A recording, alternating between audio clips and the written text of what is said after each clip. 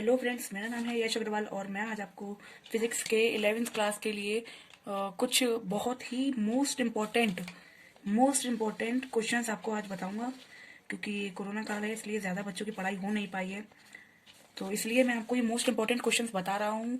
इनमें से आपका 50% पेपर ज़रूर बचेगा, क्योंकि ये क्वेश्चंस ज़्यादातर पेपर्स में आते ही हैं। ठीक है, तो इसमें कुछ क्वेश्चंस के आंसर मैं आपको बताऊंगा और कुछ क्वेश्चंस का आंसर जो सिंपल होंगे वो आपको खुद ही करने हैं। ठीक है, और मेरी वीडियो अगर आपको पसंद आए तो इसे लाइक, शेयर एंड सब्सक्राइब कीजिए और बेल आइकन को दबा दीजिए, ताकि मैं आने वाले पेपरों के लिए कोई भी वीडियो डालूं तो आपको उसका पता चल जाए, नोटिफिकेशन आपको मिल जाए। तो आइए शुरू करते हैं। तो सबसे पहला क्वेश्चन है कि विमा की रीति से न्यूटन बल को डायन में बदलिए। तो ये आपको यानी 1 न्यूटन बराबर कितने डायन होते हैं, ये आपको खुद ही करना है, क्योंकि यह मेरे हिसाब से पढ़ाया गया है और बहुत ही शॉर्ट क्वेश्चन है।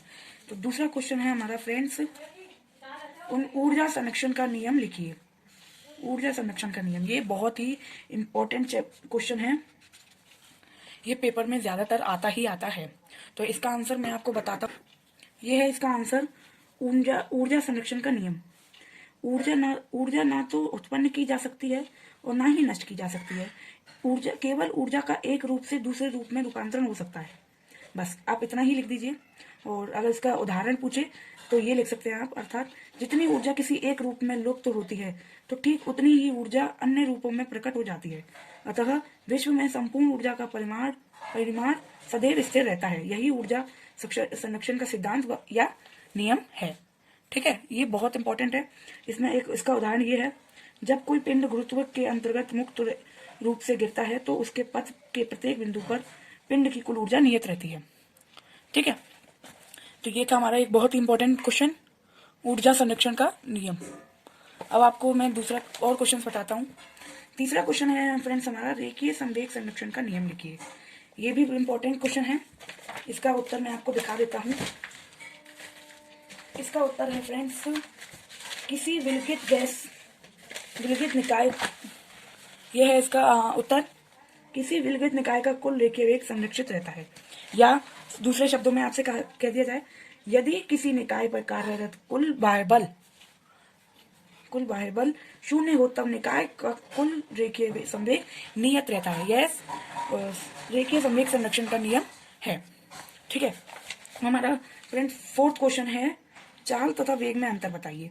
ये ज्यादातर बच्चों को पता ही होगा, तो इसलिए मैं इसे नहीं बताऊंगा, ये आपको स्वयं करना है। ठीक है, पांचवा क्वेश्चन है हमारा, निम्नलिखित में सार्थक अंकों की संख्या बताइए। यानी कि वो आपको कुछ 3 या 4 सार्थक अंक दे देगा, वो आपको बताना है।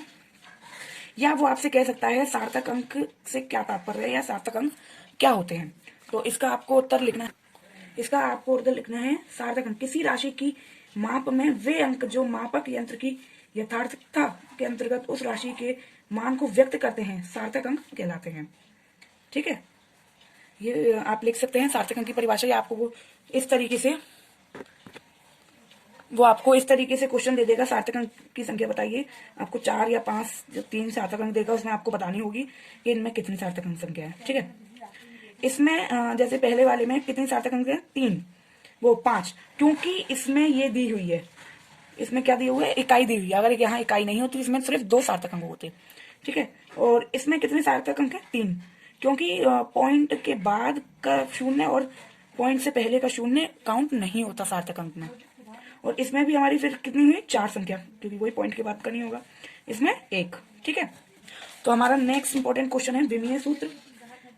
विमीय सूत्र के मैं आपको कुछ एक टेबल दूंगा, उसको आपको पढ़ लेना है, ताकि विमीय सूत्र तो बहुत ही इंपॉर्टेंट है। वो आपको अति लघु में या बहुविकल्पी में पूछ सकता है कि विमीय सूत्र किसी भी चीज का पूछ सकता है वो, इसलिए विमीय सूत्र बहुत ही इंपॉर्टेंट है। ये है आपके विमीय सूत्र कुछ, ये है आपके कुछ विमीय सूत्र, इन्हें आप देख लीजिए, इन्हें उतार लीजिए अपनी कॉपी में। और भी मैं आपको बता देता हूँ, ये रहे इसके बाद,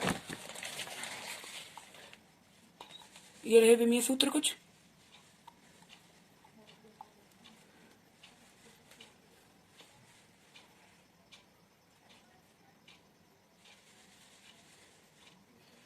ठीक है, इनको आप उतार लीजिए और याद कर लीजिए, वो आपको इसे 1 या 2 नंबर के क्वेश्चन में पूछ सकता है।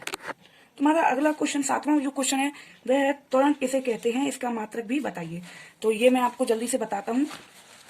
ये देखिए, आप उस किसी गतिमान वस्तु के वेग परिवर्तन की दर को वो वस्तु का त्वरण कहते हैं। इसे ए से प्रदर्शित करते हैं। यह सदिश राशि है। इसका मात्रक मीटर प्रति सेकंड स्क्वायर होता है। ठीक है, इसका मात्रक भी वह 1 नंबर या बहुविकल्पीय में पूछ सकता है। और ये त्वरण वेग परिवर्तन दर बटे समांतराल। ठीक है, तुम्हारा नेक्स्ट क्वेश्चन है सदिश तथा अदिश राशियां समझाइए। इसके प्रकार भी आप देख लीजिए सदिश के, क्योंकि वह भी आ सकते हैं। ठीक है ना। और ये क्वेश्चन आपको खुद ही करना है, क्योंकि ये बहुत ही अच्छा क्वेश्चन और सिंपल क्वेश्चन है। नेक्स्ट है, इसको मैं आपको बता देता हूँ। सदिश वे राशियां होती हैं जिसमें परिणाम और दिशा, जिन्हें दर्शाने के लिए परिणाम और दिशा दोनों की आवश्यकता होती है। अदिश राशियां वो होती हैं जिसे दर्शाने के लिए सिर्फ परिणाम की आवश्यकता होती है। ठीक है, सदिश कई प्रकार की राशियां होती हैं, वो आप देख लीजिए। एकांक सदिश, शून्य सदिश, लंबकोणीय सदिश। अब हमारा नेक्स्ट क्वेश्चन है फ्रेंड्स, प्रक्षेप्य गति किसे कहते हैं। प्रक्षेप्य गति, यह भी बहुत ही इंपॉर्टेंट क्वेश्चन है। यह है आपकी प्रक्षेप्य गति, जब किसी पिंड को एक प्रारंभिक वेग से ऊर्ध्वाधर दिशा से भिन्न किसी दिशा में फेंका जाता है तो वह गुरुत्वीय त्वरण के अंतर्गत ऊर्ध्वाधर तल में एक वक्र पथ पर गति करता है। इस गति को प्रक्षेप्य गति कहते हैं। या आप इसको देख सकते हैं, उतार सकते हैं। ठीक है, तो नेक्स्ट क्वेश्चन है हमारा, संवेग संरक्षण का सिद्धांत बताइए। तो इसका उत्तर है आपका ये संवेग संरक्षण का सिद्धांत। इस नियम के अनुसार यदि 2 अथवा 2 से अधिक पिंडों के किसी निकाय पर कोई बाह्य बल कार्य नहीं करता तो निकाय का संयुक्त संवेग संरक्षित रहता है।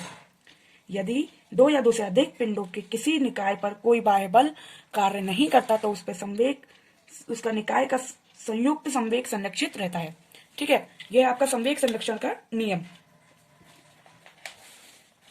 तो हमारा नेक्स्ट क्वेश्चन है, इसमें गति के नियम समझाइए या गति के नियम लिखिए। उसमें आपको वह लॉन्ग में भी पूछ सकता है, शॉर्ट में भी, वेरी शॉर्ट में भी और बहुविकल्प में भी, क्योंकि यह 3 गति के नियम होते हैं। तो आपको शॉर्ट में पूछ सकता है, किसी एक गति का समीकरण पूछ सकता है। तो ये आपको खुद ही करना है। मैं इसके आपको गति के 3 समीकरण दिखा देता हूं। ठीक है, तो ये आप देख सकते हैं। गति का प्रथम नियम, इस नियम के अनुसार यदि कोई वस्तु विराम अवस्था में है तो वह विराम अवस्था में ही बनी रहेगी।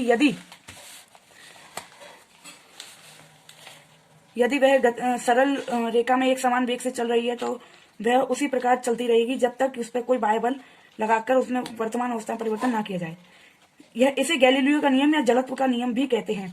यह भी आपका 1 नंबर में आ सकता है कि जड़त्व का नियम किसे कहते हैं। ठीक, गति का दूसरा नियम यह है, इस नियम के अनुसार किसी पिंड के संवेग परिवर्तन की दर उस पिंड पर लगाए गए बाह्य बल के अनुक्रमानुपाती होती है। संवेग परिवर्तन की दिशा आरोपित बल की दिशा में होती है। ठीक है, यदि किसी पिंड पर आरोपित बल F है तो इसका संवेग परिवर्तन dp हो तो F समानुपात dp/dt। ठीक है, जहां अनुक्रमानुपातिक नियतांक है k यहाँ। ठीक है, तो ये आपका द्वितीय नियम। अब ये है तृतीय नियम, गति का तृतीय नियम। इस नियम के अनुसार जब कोई वस्तु किसी दूसरी वस्तु पर बल लगाती है तो दूसरी वस्तु भी ठहरी हुई वस्तु पर बल लगाती है। दोनों वस्तुएं एक दूसरे पर लगाए गए बल परिमाण के बराबर तथा दिशा में विपरीत होते हैं। इन दोनों बलों में से एक को क्रिया, दूसरे को प्रतिक्रिया कहते हैं, अतः इसे क्रिया प्रतिक्रिया का नियम भी कहते हैं। इस नियम के अनुसार प्रत्येक क्रिया की उसके बराबर परंतु विपरीत दिशा प्रतिक्रिया होती है। ठीक है, ये है 3।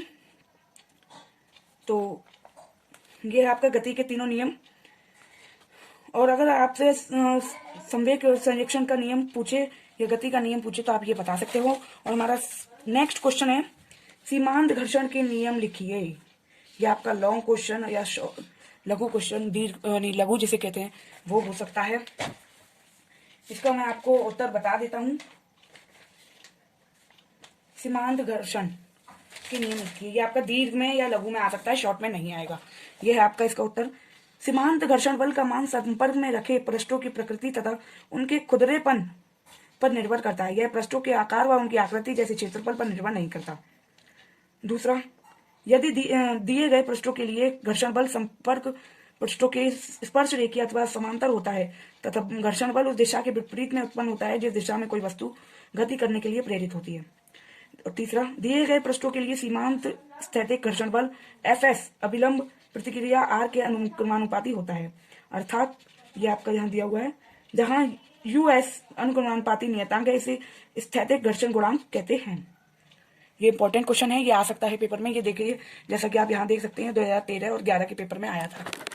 हमारा नेक्स्ट क्वेश्चन है, संरक्षित तथा असंरक्षित बलों में मुख्य अंतर बताइए। मैं आपको इस वीडियो के एंड में एक मॉडल पेपर की फोटो डाल दूंगा, जिससे कि आप ये क्वेश्चन तैयार करें तो उसमें आपको आसानी हो। ये क्वेश्चन उस मॉडल पेपर में आया है, मैंने देखा है। संरक्षित तथा असंरक्षित बलों में मुख्य अंतर बताइए। तो इसका उत्तर ये, तो सबसे पहले हम इन दोनों की परिभाषा देखेंगे, जिससे कि अंतर हमें बहुत अच्छे से समझ में आ जाए। संरक्षित बल वह बल जिसके द्वारा अथवा जिसके विरुद्ध किसी वस्तु को विस्थापित करने में किया गया कार्य वस्तु की प्रारंभिक तथा अंतिम स्थितियों पर निर्भर करता है, वस्तु द्वारा किए गए मार्ग पर नहीं, संरक्षित बल कहलाता है। वह बल जिसके द्वारा जिसके विरुद्ध किसी वस्तु को विस्थापित करने में किया गया कार्य वस्तु द्वारा तय किए गए मार्ग पर निर्भर करता है, वह असंरक्षित बल कहलाता है। यानी कि जो वस्तु द्वारा तय किए गए मार्ग पर निर्भर नहीं करता है संरक्षित बल, और जो करता है वो असंरक्षित बल। ठीक है, इसमें मुख्य अंतर क्या है वो मैं आपको बता देता हूं। जैसे कि हमारा क्वेश्चन था, ये है इसमें मुख्य अंतर। संरक्षित बल वस्तु द्वारा तय किए गए मार्ग पर निर्भर नहीं करता, जबकि असंरक्षित बल वस्तु द्वारा तय किए गए मार्ग पर निर्भर करता है। अब आपको ये अच्छे से समझ में आ गया होगा कि इनमें अंतर क्या है। संरक्षित बल के उदाहरण, ये भी इंपॉर्टेंट क्वेश्चन है, इसे आप देख लीजिए। गुरुत्वीय बल व स्प्रिंग का बल संरक्षित बल के उदाहरण है। नेक्स्ट क्वेश्चन जो है फ्रेंड्स हमारा, ये तो आपका 99.9% पेपर में आएगा ही आएगा। It is very very important question, और ये आपका लॉन्ग या लघु में पूछा, यानी या 5 नंबर या 2-3 नंबर का तो आपका ये पूछा ही जाएगा। इसको आप अच्छे से रट लीजिए, दिमाग में बिठा लीजिए, समझ लीजिए। ठीक है, तो मैं आपको पहले इसका एक छोटा सा कथन बताऊंगा, उसके बाद आपको इसकी दिखाऊंगा। जैसा कि आप यहाँ देख रहे हैं, कार्य ऊर्जा प्रमेय। इस प्रमेय के अनुसार किसी बाह्य बल द्वारा किसी वस्तु पर किया गया कार्य उस वस्तु की गतिज ऊर्जा में अंतर के बराबर होता है। अर्थात किया गया कार्य और गतिज ऊर्जा में परिवर्तन डेल्टा के, W इक्वल टू डेल्टा के। अब मैं आपको इस कार्य ऊर्जा प्रमेय दिखाता हूँ और सिद्ध करके बताता हूँ। यह है आपकी कार्य ऊर्जा प्रमेय। इस नियम के अनुसार किसी समय अंतराल में किसी वस्तु पर लगे बल द्वारा किया गया कार्य उस वस्तु की गतिज ऊर्जा में हुए परिवर्तन के बराबर होता है। उत्पत्ति, माना m द्रव्यमान का कोई पिंड u वेग से गति कर रहा है, इस पर F बल लगाने पर इसकी गति में a त्वरण उत्पन्न होता है। तब न्यूटन के गति के द्वितीय नियम से, द्वितीय नियम क्या है, F equal to m a अथवा a equal to F upon a, m एक की बात है वो। माना इस बल के अधीन s दूरी से विस्थापित होने के दौरान वस्तु का वेग u से बदलकर v हो जाता है। गति का तृतीय समीकरण से v equal to u square plus 2as, जहां a त्वरण है और s दूरी है और u प्रारंभिक वेग, v अंतिम वेग। ठीक है, और समीकरण 1 से, समीकरण 1 हमारा था f वो a equal to f upon a, तो u v square minus u square बराबर 2f into s upon a, क्योंकि a बराबर हमारा ये था इसलिए ये a का मान यहाँ रख दिया है बस। अथवा F S is equal to half m v square minus u square, इसका अंदर गुणा कर दिया है। अतः डब्ल्यू बराबर ये होता है हमारा, डब्ल्यू बराबर क्या होता है हमारा, एफ इंटू एस, तो यह आ गया हमारा। अर्थात बल द्वारा वस्तु पर किया गया कार्य अंतिम गतिज ऊर्जा माइनस प्रारंभिक गतिज ऊर्जा। ठीक है, तो ये हमारी कार्य ऊर्जा प्रमेय सिद्ध हो गई। यही है हमारी कार्य ऊर्जा प्रमेय। ठीक है, ये बहुत इंपॉर्टेंट क्वेश्चन है, ये जरूर आएगा पेपर में। नेक्स्ट है, कोणीय वेग की परिभाषा दीजिए, इसका रेखीय वेग संबंध बताइए। ठीक है, कोणीय वेग की परिभाषा और रेखीय वेग संबंध, ये है हमारा कोणीय वेग। वृत्तीय पथ पर गति करते हुए कण द्वारा कोणीय विस्थापन तय करने में समय दर को कोणीय वेग कहते हैं। इसे ओमेगा से प्रतिष्ठित करते हैं। यदि कण का वेग v तथा इसके वृत्तीय मार्ग की त्रिज्या r है तो v is equal to r omega. यही रेखीय वेग तथा कोणीय वेग में संबंध है। ठीक है, एक क्वेश्चन और भी मुझे यहाँ मिला है, ये भी इंपॉर्टेंट है। अभिकेंद्र बल से क्या तात्पर्य है। किसी वस्तु को वृत्तीय पथ पर गति कराने के लिए आवश्यक बल को अभिकेंद्रीय बल कहते हैं। यह बल वृत्तीय गति करती हुई वस्तु पर वृत्त के केंद्र की ओर लगता है। ठीक है, नेक्स्ट क्वेश्चन है हमारा, अभिकेंद्रीय त्वरण से क्या तात्पर्य है। अभी हमने पढ़ा था अभिकेंद्रीय बल, अब आया है यहाँ अभिकेंद्रीय त्वरण। तो इसका उत्तर आपका ये रहा, अभिकेंद्रीय त्वरण, जब कोई कण एक समान वृत्तीय गति करता है तो कण की चाल अचर रहते हुए भी उसकी गति की दिशा लगातार बदलती रहती है। अतः कण का वेग लगातार बदलता रहता है। दूसरे शब्दों में हम कह सकते हैं कि वृत्तीय गति करते कण पर एक त्वरण कार्य करता है। अब हम सिद्ध करेंगे कि इस त्वरण की दिशा सदैव वृत्त के केंद्र की ओर होती है, इसलिए त्वरण को अभिकेंद्रीय त्वरण अथवा त्रिज्या त्वरण कहते हैं। ठीक है, और ये है इसके सूत्र की स्थापना। आप जैसा कि देख सकते हैं, मैं आपको ये दिखा देता हूं पूरा। यहां से है ये स्टार्ट, यहां तक। नेक्स्ट क्वेश्चन है हमारा, विलगित निकाय क्या होता है? तो ये है इसका आंसर। विलगित निकाय क्या होता है? वह निकाय जिस पर कोई नेट बाह्य बल नहीं लगता विलगित निकाय कहलाता है। विलगित निकाय का द्रव्यमान केंद्र तो या तो विराम में रहता है, नियत अथवा नियत वेग से गति करता है।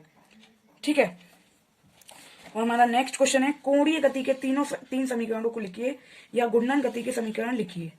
ये भी बहुत इंपॉर्टेंट क्वेश्चन है हमारा, ये भी बहुत इंपॉर्टेंट है। घूर्णन गति के समीकरण लिखिए, ये आपका आ सकता है पेपर में, ये आएगा ही एक तरीके से। मैं आपको इसमें बता देता हूँ, ये थोड़ा लॉन्ग क्वेश्चन है, लॉन्ग में भी आ सकता है, इसे सिद्ध करने के लिए वह कह सकता है, और ये शॉर्ट में भी आ सकता है, ये आपका किसी भी तरीके से आ सकता है, बहुविकल्पी में भी आ सकता है। मैं आपको इनके तीनों समीकरण बताता हूँ, आप इसको शॉर्ट इनको देख लीजिएगा।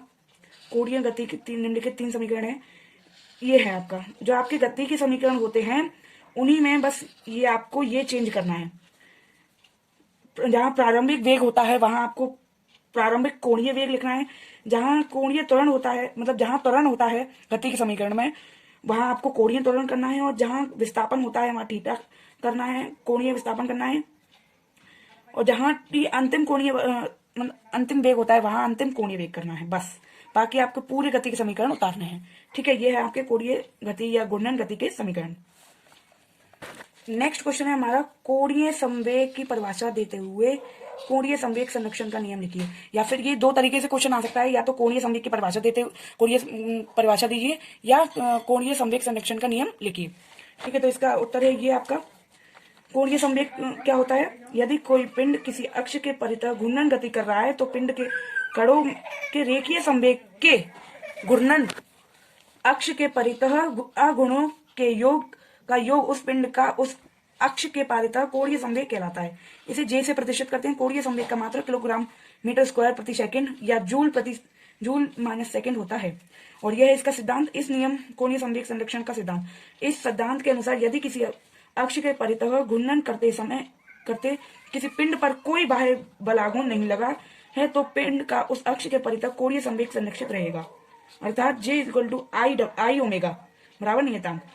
यदि इस स्थिति में पिंड के जड़त्व आघूर्ण में किसी प्रकार का परिवर्तन आता है तो पिंड के कोणीय वेग में विपरीत प्रकार का परिवर्तन इस प्रकार आएगा जिससे कि I तथा ओमेगा का गुणनफल नियत बना रहे।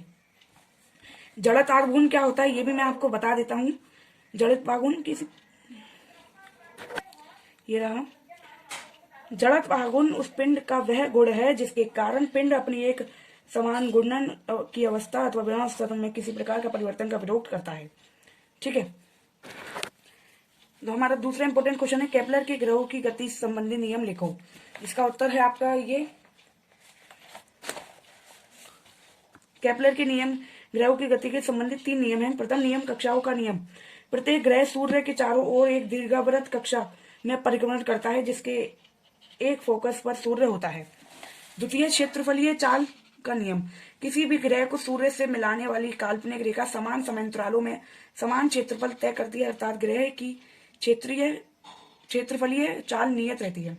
तृतीय नियम परिक्रमण काल का नियम। सूर्य के चारों ओर प्रत्येक ग्रह के परिक्रमण काल का वर्ग उस ग्रह पर दीर्घावृत कक्षा के अर्ध दीर्घ अक्ष की तृतीय घात के अनुक्रमानुपाती होता है, अर्थात t² समान अनुक्रमानुपाती a³ अथवा t² नियतांक a³, जहां के एक नियतांक है।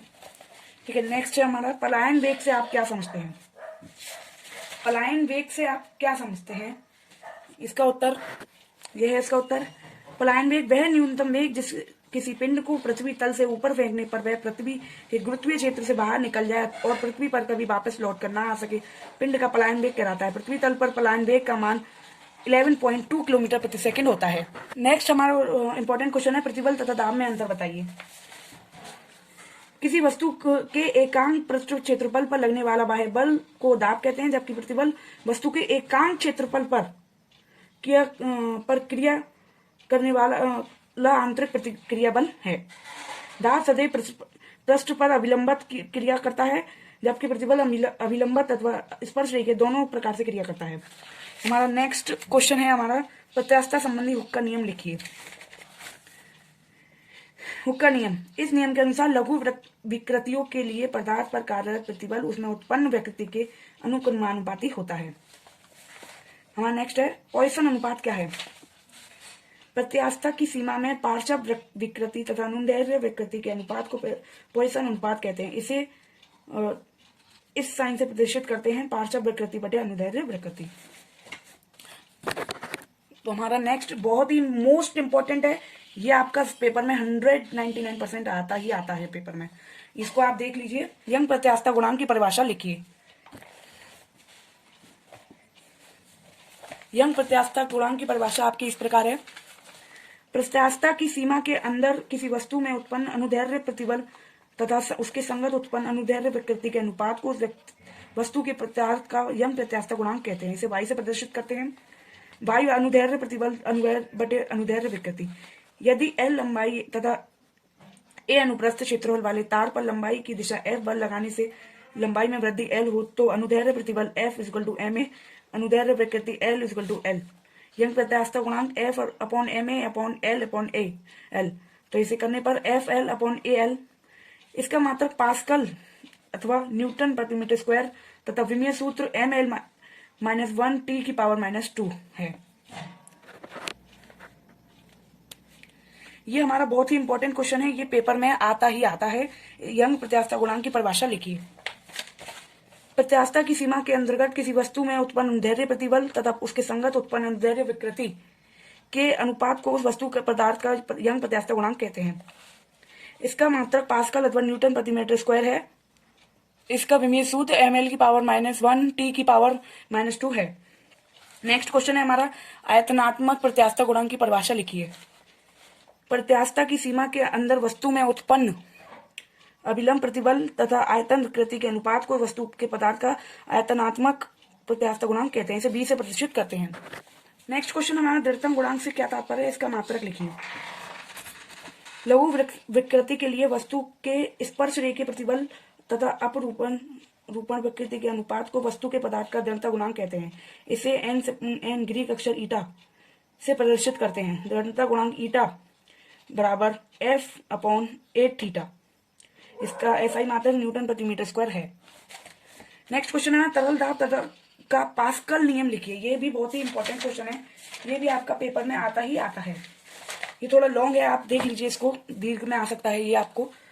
माना कोई द्रव एक बर्तन में साम्य अवस्था में रखा है, इसे के अंदर दो बिंदु सी व डी, सी डी को लेकर अक्षर मानकर एक लंबवृत्तीय बेलन की कल्पना करते हैं, जिसका अनुप्रस्थ परिच्छेद ए है तथा सी व डी बेलन समतल पृष्ठ पर है। चित्र देखिए। इस बेलन के अंदर भरा द्रव इसके बाहर द्रव द्वारा आरोपित बल के अंतर्गत संतुलन अवस्था में। इस पर यह बल प्रत्येक स्थान पर उसके पृष्ठ के लंबवत है। इस प्रकार समतल पृष्ठ सी व डी पर लगने वाले बल बेलन के वक्र पृष्ठ पर लगने वाले बलों के लंबवत होंगे। चूंकि द्रव साम्य अवस्था में है, अतः बेलन के वक्र पृष्ठों पर लगने वाला बल परिणामी शून्य होगा यदि सी व डी पर ताप P1 और P2 तथा इन पर द्रव द्वारा आरोपित बल F1 राजू हो, तो F equal to P1 F1 equal to P1A और F2 इक्वल टू P2A। चूंकि द्रव साम्य अवस्था में है, अतः F इक्वल टू F2, तो P1A बराबर P2A अथवा P1 इक्वल टू P2, अर्थात C व D पर दाब बराबर होंगे। यही पास्कल का नियम है। ठीक है। एक ये भी बहुत इंपॉर्टेंट है, ये आप देख सकते हैं, ये बहुत बड़ा है। हाइड्रोलिक लिफ्ट का सिद्धांत व कार्य विधि चित्र की सहायता से दर्शाइए। ये शायद आपके टेस्ट में भी आ चुका है, आप इसको देख सकते हैं। इसको समझाने में बहुत टाइम लग जाएगा, वीडियो काफी लंबी हो गई है, हम जल्दी से खत्म करते हैं। नेक्स्ट हमारा शून्यता गुणांक को परिभाषित कीजिए। यह आपका शून्यता गुणांक, किसी द्रव का शून्यता गुणांक द्रव की परस्पर संपर्क में स्थित एकांक क्षेत्रफल वाली दो परतों के बीच लगने वाला शून्य बल के बराबर होता है, जबकि द्रव एकांक वेग प्रवणता से प्रभावित हो रहा है। ठीक है, और एक इंपॉर्टेंट क्वेश्चन ये भी है, वेग प्रवणता से आप क्या तात्पर्य है? किसी द्रव में पटलीय प्रवाह में प्रवाह के लंब दिशा की दूरी के साथ द्रव के परिवर्तन की दर को वेग प्रवणता कहते हैं। वेग प्रवणता बराबर delta v upon delta y. ठीक है, नेक्स्ट हमारा बर्नौली प्रमेय का समीकरण बताइए, ये भी बहुत इंपॉर्टेंट है। ये आपका ये रहा बर्नौली प्रमेय का समीकरण। ये आपकी 2-3 तरीके से आज क्वेश्चन आ सकता है, आप देख सकते हैं यहाँ 2-3 तरीके से पूछा हुआ है। दाब शीर्ष गुरुत्वीय शीर्ष तथा वेग शीर्ष के पदों में बर्नौली प्रमेय का समीकरण P upon P G plus H we square upon 2G बराबर नियतांक, जहां P अपॉन पी जी दाब शीर्षक, H गुरुत्वीय शीर्षक, V स्क्वायर अपॉन 2G वेग शीर्षक है। नेक्स्ट क्वेश्चन है पृष्ठ तनाव को परिभाषित कीजिए। ये भी बहुत इंपॉर्टेंट क्वेश्चन है, पृष्ठ तनाव को परिभाषित करना। ये आपका पेपर में जरूर आ सकता है। किसी द्रव का पृष्ठ तनाव वह बल है जो कि द्रव के मुक्त पृष्ठ पर किसी भी दिशा में खींची गई किसी काल्पनिक रेखा की एकांक लंबाई पर पृष्ठ के तल में तथा रेखा के लंबवत कार्य करता है। और नेक्स्ट क्वेश्चन है आदर्श गैस समीकरण लिखिए। ये तो बहुत ही इंपॉर्टेंट है, आदर्श गैस समीकरण। फ्रेंड्स, ये वाला क्वेश्चन आपको अपने आप ही ढूंढना है। मैंने काफी क्वेश्चन बता दिए हैं, अब आपको एक आध तो अपने आप ही करना है। मैं नेक्स्ट क्वेश्चन बताऊंगा, सरल आवर्त गति की परिभाषा लिखिए। ये भी बहुत इंपॉर्टेंट क्वेश्चन। यह है उसका उत्तर, सरल आवर्त गति। जब कोई कण अपनी साम्य स्थिति के इधर उधर एक सरल रेखा में इस प्रकार गति करे कि वो उस पर कार्य करने वाला प्रत्यानयन बल प्रत्येक स्थिति में इसकी साम्य अवस्था में से नापे गए विस्थापन के अनुपाती हो तथा इसकी दिशा सदैव साम्य स्थिति की ओर हो, तो उस कण की गति सरल आवर्त गति कहलाती है। जैसे स्प्रिंग के लटक के किसी पिंड के दोलन। ठीक है, हमारा लास्ट और सबसे मोस्ट इंपॉर्टेंट क्वेश्चन है ये, ऊष्मागतिकी के द्वितीय नियम की व्याख्या उपयुक्त आरेख की सहायता से कीजिए। ये बहुत ही इंपॉर्टेंट क्वेश्चन। इसमें मैं सिर्फ आपको ऊष्मागतिकी का द्वितीय नियम बताऊंगा, बाकी आप खुद देख लीजिएगा। ऊष्मागतिकी का द्वितीय नियम, ऊष्मागतिकी के द्वितीय नियम के 2 कथन हैं। ये कथन ऊष्मा इंजनों और प्रतिशतकों के कार्य विधियों के विवेचना पर आधारित है। ठीक है, आप देख सकते हैं ये पूरा क्वेश्चन, ये बहुत लंबा है, समझाने में बहुत टाइम जाएगा, इसलिए मैं आपको दिखा दे रहा हूं। यहां तक है ये क्वेश्चन। चलिए दोस्तों, मैंने आपको इतने इंपॉर्टेंट वो बता दिए हैं, क्वेश्चंस बता दिए हैं कि ये आपके पेपर में बहुत सहायता देंगे। मैं आपको इसमें लास्ट में एक मॉडल पेपर भी डाल देता हूँ। Thank you so much.